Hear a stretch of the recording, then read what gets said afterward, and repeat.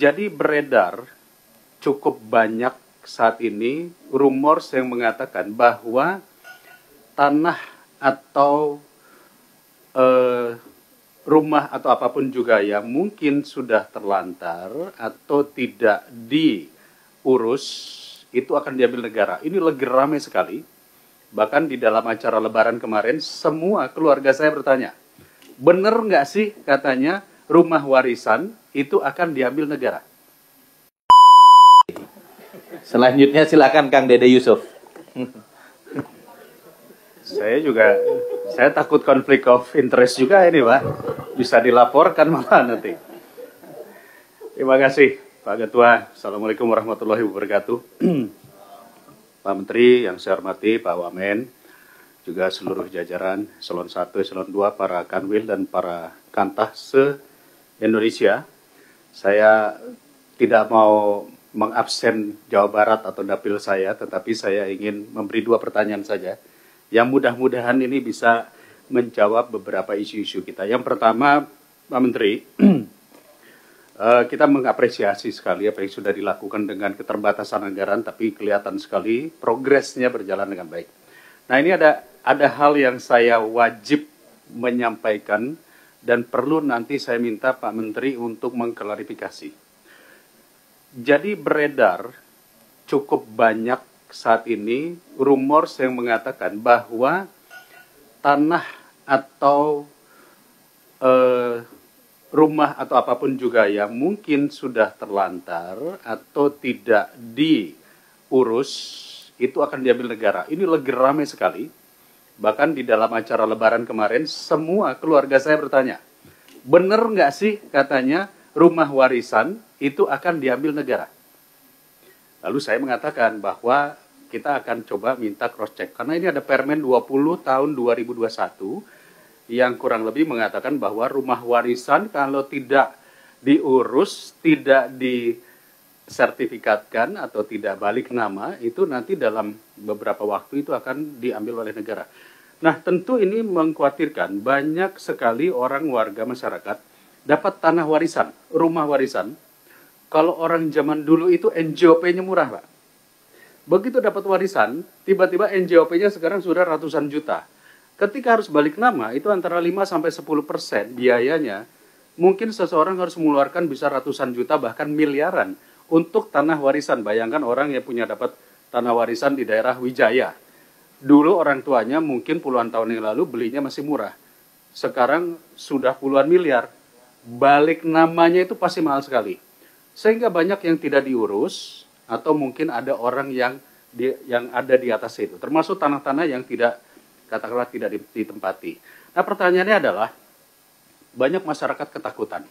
Bahkan saya lihat di media sosial sudah mengatakan negara akan mengambil hak rakyat gara-gara tidak membayar. Nah, tolong Pak Menteri menjelaskan kepada publik juga, kepada kami juga, bagaimana sih sebetulnya tanah-tanah, terutama ini adalah tanah warisan, rumah warisan, lalu kemudian seberapa besar yang akan bisa diambil oleh negara.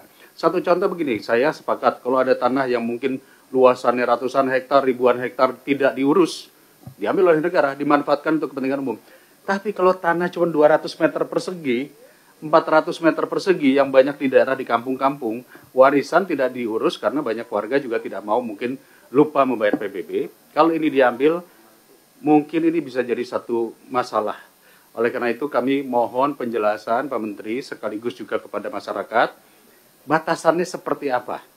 Apa tanah iya cuma 100 meter persegi kemudian akan diambil juga oleh negara? Nah, itu kita minta penjelasan.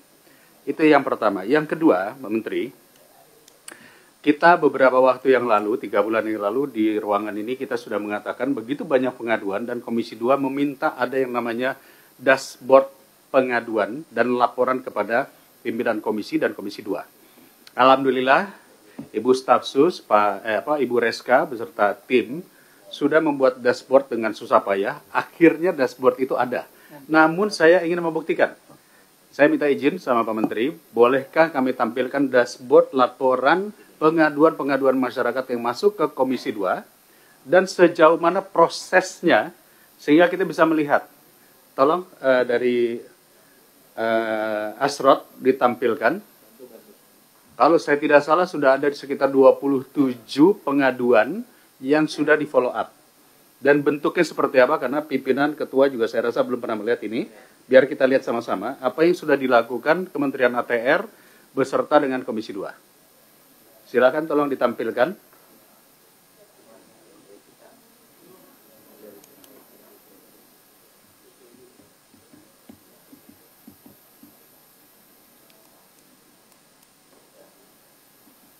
Apakah bisa ditampilkan?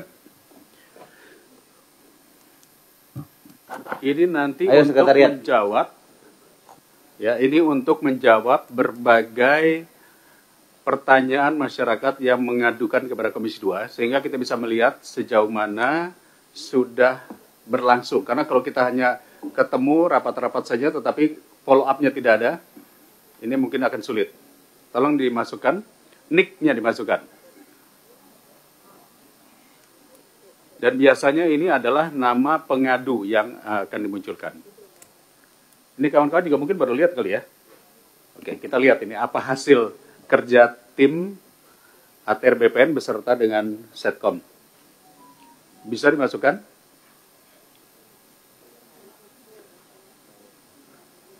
Tolong jangan sampai seperti si rekap ya, nanti lama itu. Server down. Bagaimana? Bisa? Ya.